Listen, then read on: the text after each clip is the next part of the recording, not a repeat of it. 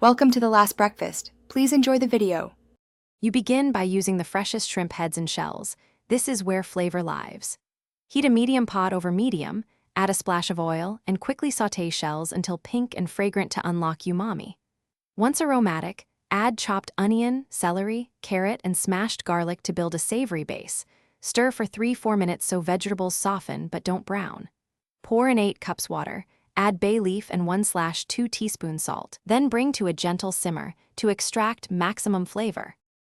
You keep the pot at a gentle simmer for 30 to 40 minutes, so proteins release flavor without turning cloudy. Vigorous boiling agitates solids and makes a cloudy stock. Make sure to skim any foam or scum with a spoon during the first 10 minutes.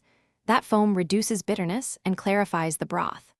Once done, carefully pour the stock through a fine sieve or cheesecloth into a clean container, pressing the solids to squeeze out concentrated liquid. Chill briefly if you'll remove excess fat before finishing the soup.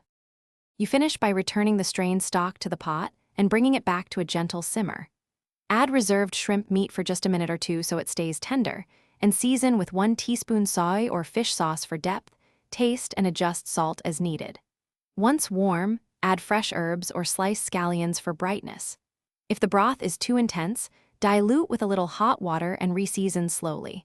This balances flavor without losing the shrimp essence. Thanks for watching. If this was helpful, leave a like and consider subscribing. See you next time.